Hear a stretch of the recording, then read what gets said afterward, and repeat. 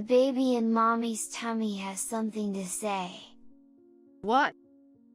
I had a bad feeling about this. The baby says that he's going to be killed by Maya. I was just about to take a sip of the tea my SIL had made for me. Hey, what is this kid talking about? As she raised her hand to scold my son, I handed her the teacup. Well then, why don't you have this tea instead of me? Her face turned pale in an instant. My name is Lily Morgan. I married my current husband, Sean, after a workplace romance. Sean is the son of the company's president. In the past, I never thought I'd fall in love with such a rich man's son. But Sean never acted high and mighty just because he was an heir, and he treated all the employees equally. He worked diligently, even when things didn't go well. He persevered through trial and error. I was naturally drawn to his honest and hard-working nature. Of course, many were attracted to Sean because he was such a wonderful person. However, people around us supported our relationship, and there were no major obstacles from dating to marriage. But after getting married, I began to feel a slight barrier. It was his family, the in-laws. Sean's mother had already passed away by the time we got married. His father, George, who was the company president, was also a kind man. Even when Sean, an heir, decided to marry an ordinary employee like me, he welcomed me with open arms. At first glance, it seemed fine, but the source of my troubles was Sean's sister, Maya. Sean, George, and even my late Mill in the photos seemed to live a modest and thrifty life. For example, Sean still cherishes the tie and wallet I gave him years before we got married, and George continues to use the fountain pen he received from his wife when they got married, even after decades. As far as I could tell from the photos of my Mill, she didn't dress extravagantly or spend a lot of money on hobbies. She seemed like a very ordinary mother. However, Maya was different. She always wore brand name clothing from head to toe. It seemed like she took good care of her hair and skincare, and she was always beautiful, just as you would expect from a president's daughter. Furthermore, her personality was like any typical heiress. She was very aloof, or rather, had a cold personality, completely different from Sean and George. Even when I greeted her, she would just turn her face away and ignore me. It was the same when we met for marriage introductions, and it remained the same every time we met after getting married. Lately, when I visited George, Maya instructs me to do things like serving her tea or washing dishes which she had used. I'm not your housekeeper, you know? I didn't have frequent opportunities to interact with her, so I could still endure it, but if this continued every day, it would be really tough. And so, even after marrying Sean, I continued to work for a while, but I resigned when I became pregnant. Now I'm a housewife, busy with housework and child rearing. I was blessed with Thomas, a cute, adorable son. The first-time parenting experience was really tough, and I felt exhausted every day. Still, I was constantly amazed by Thomas' growth, and watching him made the fatigue disappear. What surprised me the most was the speed of his growth since he turned 3. Suddenly, he started speaking fluently in words I had never taught him. Mommy, it's going to thunder soon. The rain is going to pour down. One day, I was eating lunch with my son in the living room. Suddenly, he pointed at the window, which showed a clear sky. I don't remember hearing such a thing in the weather forecast. I was surprised by his fluent speech, and I stood up and went to the balcony. Sure enough, I could see dark rain clouds approaching from the distance. With a rumbling sound, the rain clouds seemed to be approaching closer and closer, and I realized it was already pouring heavily in the distance. I hurriedly brought in the laundry. Just as I finished bringing it in, the surroundings were suddenly covered by a curtain of rain. Phew, I made it just in time. I was flustered by the sudden downpour, panting with my hands on my knees, and Thomas was looking at me with a puzzled expression. We didn't get the laundry wet. By the way, where did you learn that pour down? Pure down? What's that? Unlike earlier, he can't say pour down properly now. You said the rain is going to pour down, remember? Nah, it's not me. I don't know pure down. Thomas continued to eat with a puzzled look on his face. Occasionally, he innocently laughs while mimicking the sound of thunder. I couldn't quite grasp the situation, but I decided to chalk it up to the fact that sometimes these things happen without paying it much attention. However, after that, he fluently used words I hadn't taught him to tell me various things. Thomas told me a wide variety of things, that his dad would bring a souvenir today, or that there would be a small earthquake later, or that a door-to-door salesperson would come in the early afternoon. And the remarkable thing was that everything he said actually happened, just as Thomas had described. But when I asked Thomas about what he had told me again, he would reply that he didn't know. He would speak words I hadn't taught him, but he didn't remember saying them, and he acted as if he had never heard of the words before. I generally didn't believe in things like fortune-telling or prophecies, but I couldn't help but wonder if my son might actually have some kind of precognitive ability. However, I knew that people around me wouldn't believe me if I said that, and some might find it creepy. So, after discussing it with Sean, we decided to keep our son's abilities a secret from everyone else. One day, while we were happily spending time together, something unexpected happened. Thomas called me, and as I headed from the kitchen to the living room, he pointed to my smartphone on the table and started making predictions again. Mommy, you are going to get a phone call from Daddy. The moment he finished saying that, my smartphone started ringing. Surprised, I looked at the screen, and there was Sean's name.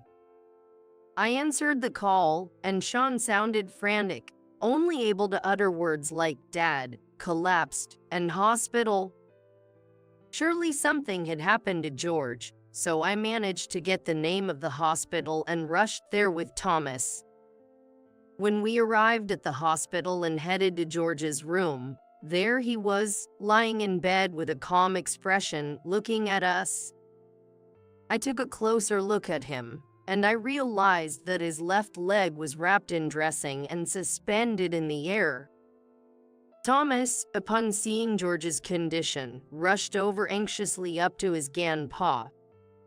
I was also surprised and stood frozen in place, but George smiled and offered the chair next to the bed.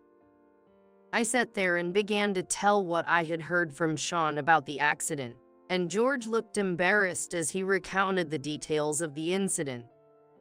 It seemed that George had been troubled by something recently, and perhaps due to that worry, he hadn't been getting enough sleep for the past week.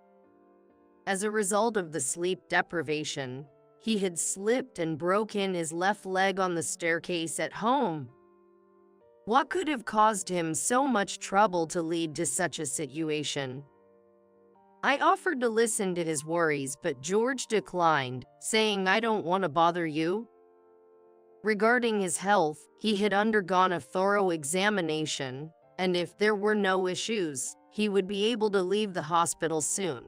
So, as a way to repay him, I decided to visit George's home and provide care for a while.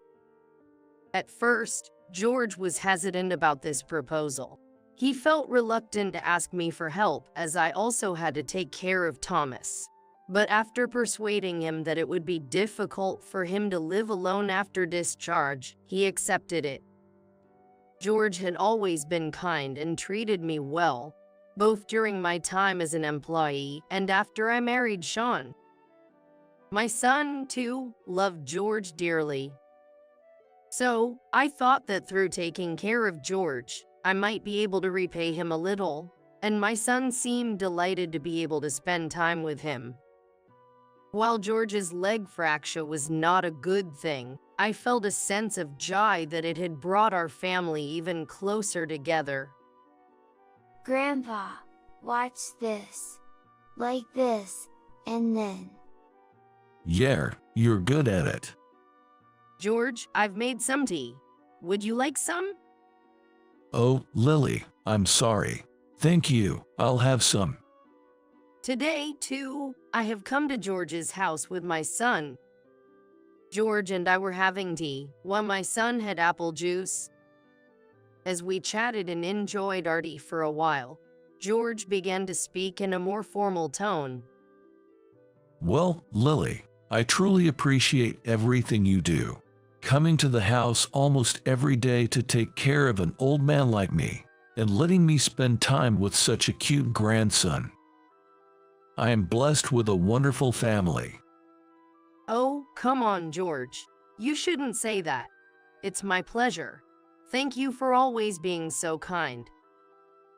Oh, not at all. I've been working tirelessly all these years, always focused on my job, and I left everything, especially the children, to my wife. Over the years, I've started to have more free time and opportunities to spend with the family. However, I never really interacted with the children, especially with Maya. I struggled to communicate effectively. I still think I should have paid more attention to my family. George spoke with a hint of sadness. Indeed, before I quit my job, I often heard rumors about him being a workaholic. So, Lily, I'm really grateful to you. You treat me like your real father, even though we're only related by marriage. You've shown me the importance of family and how we should support each other as a family. I can't thank you enough, so I want to express my gratitude with my inheritance. George chuckled, trying to make it sound like a joke. Oh, you shouldn't say such unlucky things. An inheritance is out of the question. We want you to live a long life and see our son grow up. That's all I wish for you, I said, gesturing with both hands and encouraging George. George and I shared a smile and were enjoying this moment. Then the door in the hallway suddenly swung open with a bang, and Maya entered with heavy footsteps. Maya cast an appraising look at us in the living room, as if she were looking down on us. When did she arrive? I was taken aback, but quickly composed myself and greeted her. Maya chuckled disdainfully and approached us, taking a seat on an empty chair. Long time no see, Lily. Her reply, though somewhat sarcastic, was an unusual response from Maya. However, after that, nobody said a word, and a heavy silence hung in the air. It lasted for what felt like an uncomfortably long 30 seconds. Hey, what are you standing there for? Where's Mighty? Oh yes, I'm sorry, right away. I heard Maya's voice and hurried to the kitchen. I reacted without thinking. I guess she was just waiting for me to serve tea. So, what's up? I hear you've been coming here quite often lately, taking care of Dad. Maya asked as I placed the teacup tremblingly in front of her. Oh, yes.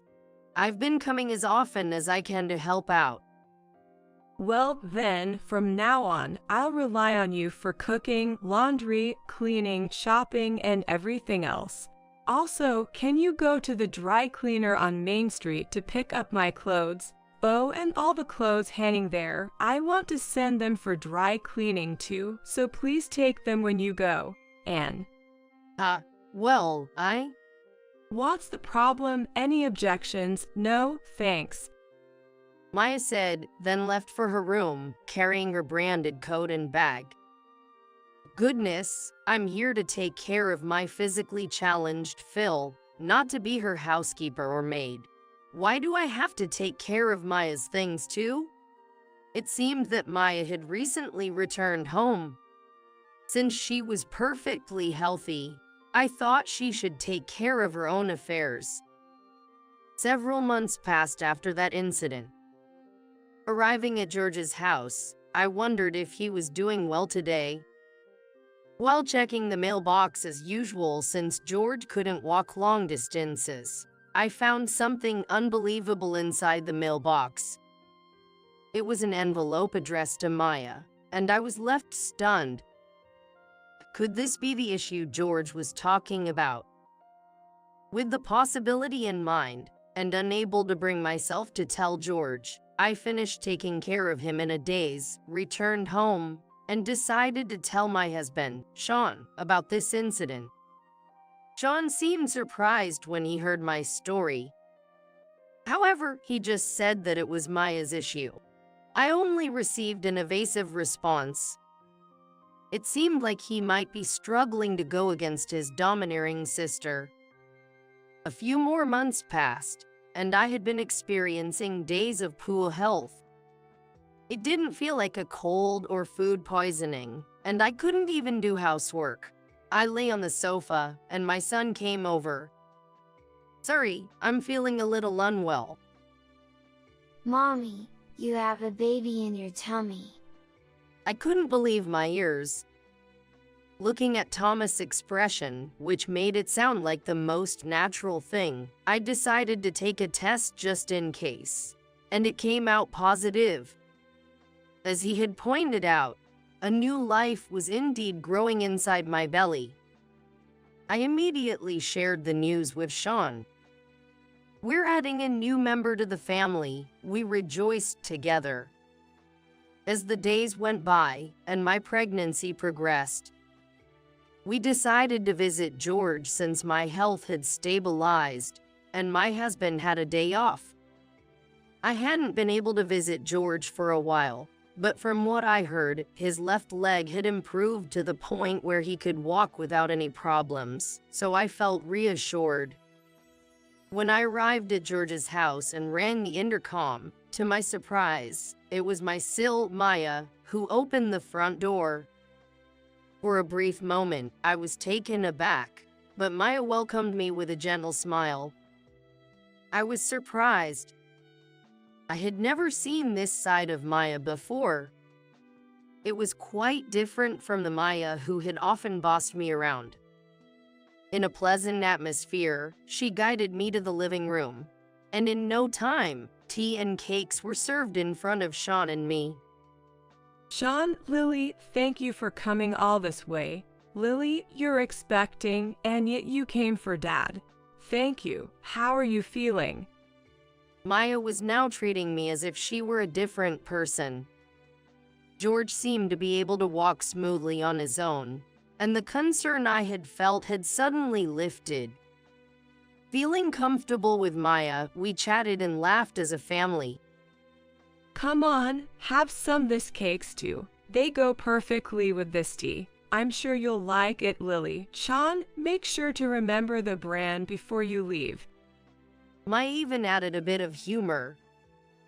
Wow, she's not such a bad person. Feeling delighted, I brought the teacup close to my lips to take a sip when suddenly my son said, Wait, Mommy. My son touched my arm. I momentarily placed the teacup down to look at him. He was pointing at Maya and slowly began to speak. Mommy, the baby in your tummy has something to say. What? I had a bad feeling about this. The baby says Maya is going to make him disappear. I couldn't hide my astonishment, and Sean gave Maya a suspicious look. Maya, on the other hand, glared at Thomas. George remained silent, his brows furrowed. The tea itself didn't seem odd in terms of color or scent. However, Thomas' predictions had never been wrong before. Moreover, now that it was mentioned, Maya's sudden change in behavior and friendliness seemed suspicious. Confused, I looked towards Sean, who slowly reached out for my teacup to confirm the aroma of the tea. Then, he took a small sip. Both Maya and I stared wide-eyed and held our breaths at his actions. After that, Sean drank a little more from his own teacup and nodded slightly. Hey, Maya, what did you put in Lily's tea? It tastes weird. Sean asked Maya, his voice containing an unusual mix of anger and calmness. Heck, what's wrong with you? That kid is so creepy. Maya suddenly stood up, pointing at Thomas, her voice becoming agitated. Our son is telling the truth. If you think it's a lie, Maya, then go ahead and drink this tea. I offered the teacup, but Maya pushed it away with her hand. The teacup shattered, making a loud crash. Pig, that's it. I put a laxative in her tea, just like that brat said. My son's prediction had come true once again. I couldn't hide my shock for various reasons. Did she know what would happen if I took a laxative during early pregnancy? It could lead to the worst-case scenario of losing the baby. I was trembling with fear, my hands shaking uncontrollably. You're a nuisance. The nuisance? I don't remember ever being a nuisance. Without giving me a chance to retort, Maya continued. I heard you and Dad talking. He said he could only thank you with his inheritance. Isn't that right? It's absurd, don't you think? What kind of mindset is it to give away the inheritance just for taking care of an old man like you? And Sean, you too. How despicable it is to try and win Dad over to get the inheritance. I wish you would just disappear. Dad's inheritance rightfully belongs to me, the eldest daughter of this family. I hadn't been taking care of George for the sake of his inheritance. Besides, I am his deal and had no right to inherit his estate. Whether she knew that or not, Maya, not content with criticizing just me, had even started speaking ill of her own parent. I was left speechless, overwhelmed by a mix of frustration and shock. But instead of me, my husband Sean spoke up. Could you just shut up? You didn't even take care of Dad. You are in no position to say such things. I heard you returned to Dad's house all of a sudden and apparently reeked of alcohol every day. You don't work. You don't do any household chores, nor even care for Dad, who has helped you this much. And now you think the inheritance belongs to you. My sister is such a despicable person. Sean, who had always kept his temper in check and calmly dealt with things, was displaying his anger openly in front of us for the first time. I guess when someone who's usually calm gets angry, it's scary. And then Sean posed an even more direct question. Maya, I'll be blunt. You're in debt, aren't you? What? Why would you say that? Upon hearing Sean's words, both Maya and George looked quite surprised. Maya's debt. Sean and I had found out about it not too long ago. It was before I found out I was pregnant with my second baby. It was in an envelope addressed to Maya that we found in the mailbox of George's house.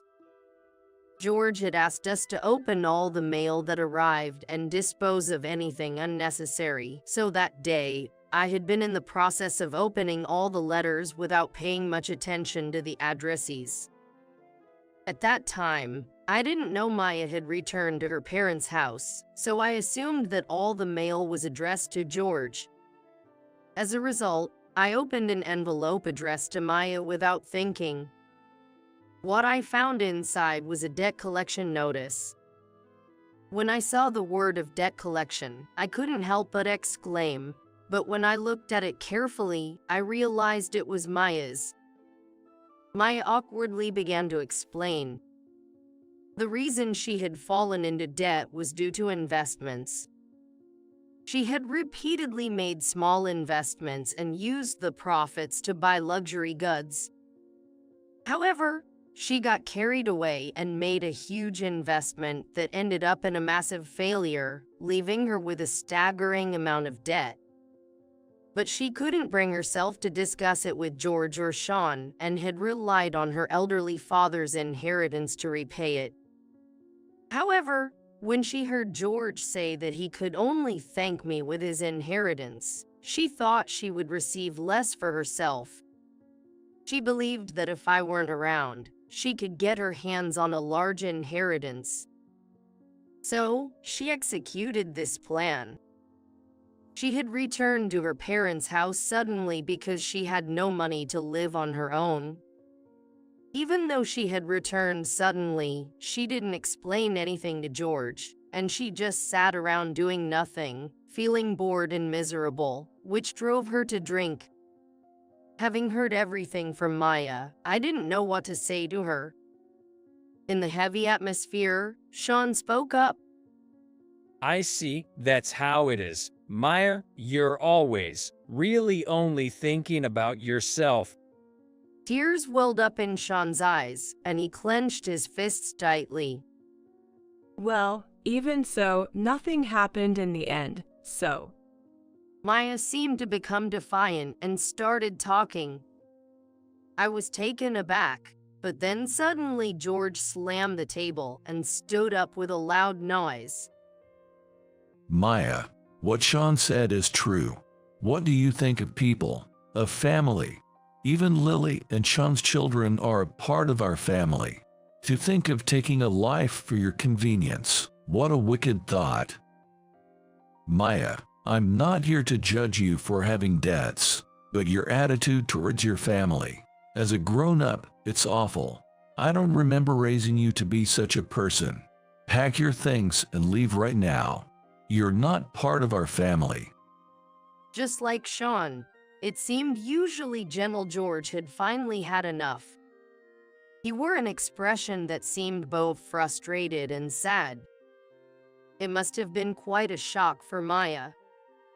She muttered something under her breath, but without taking any further action, she packed her belongings and left that very day. Several years had passed since that incident. George had gradually recovered and was living a healthy life without any signs of the fracture he had suffered, but he eventually reached the end of his life due to old age and passed away. Sean took on the role of the bereaved family leader, and George's funeral was held. It was at the funeral venue that our family saw Maya for the first time since that incident. Every time we met before, Maya had always been beautiful, but now her hair and skin showed signs of wear and tear.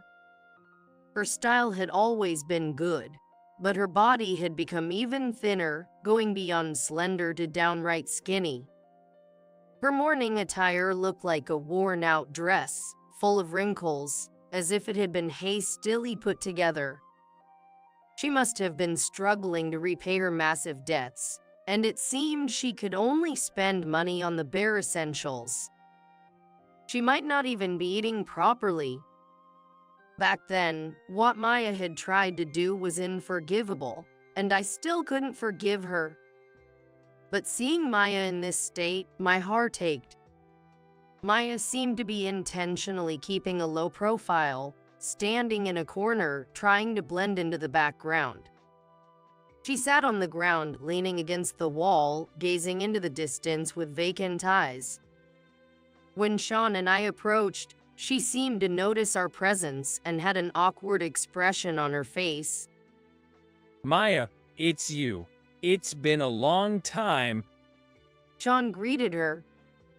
Yeah, it has. You noticed me, huh? After briefly glancing at us with her eyes, Maya returned her gaze to a distant point and weakly smiled. I could tell. We're family. Maya showed a momentary surprised expression in response to Sean's words, then looked at me and spoke, her voice hoarse. Lily, in your heart, you must have been making fun of me. Maya asked me in a hoarse voice. Making fun of you? Absolutely not. I wanted to deny it, but Maya continued. You know, in reality, it wasn't that you were in my way. I was envious of you. I was jealous. Wasn't I that kind of person? That's why I couldn't find a suitable partner for a long time. I could date someone, but I couldn't make it to marriage. I actually wanted my own children. I was enthusiastic about having a child who would be a suitable heir for Dad, but it didn't happen. Besides, he didn't really love me from the start. So when you got married and had 2 children, you were accepted as a family member by Dad and cherished. I was envious because you had everything I desperately wanted, Lily. Maya spoke like that, weakly laughing, and finally let out a deep sigh. Hearing all of this, I felt like I understood why Maya had treated me the way she did. But there was one thing I needed to tell Maya. I couldn't be at peace if I didn't convey this. Maya, you're wrong. Did someone say that your dad didn't love you? I crouched down and made eye contact with Maya. She looked surprised. Before he passed away, George talked to me many times. He said he was able to work so hard because of you and Sean. Every time, he regretted not being able to spend time with you and not knowing how to bridge the gap with you. He didn't know how to bridge the gap with you, especially when it came to communication. He used to wonder how his love could reach you, and he blamed himself for it every day. Your dad loved you so much. Maya's eyes welled up with tears as she listened to my words. And George left a message for you? I handed Maya an envelope that I had kept from him. It was written like this. Dear Maya, I'm truly sorry for not being able to spend time with you and play with you when you were a child. The debt you have now, let it be offset with the inheritance. I was able to work hard because of you. I couldn't understand how to get closer to you, especially when you were a child.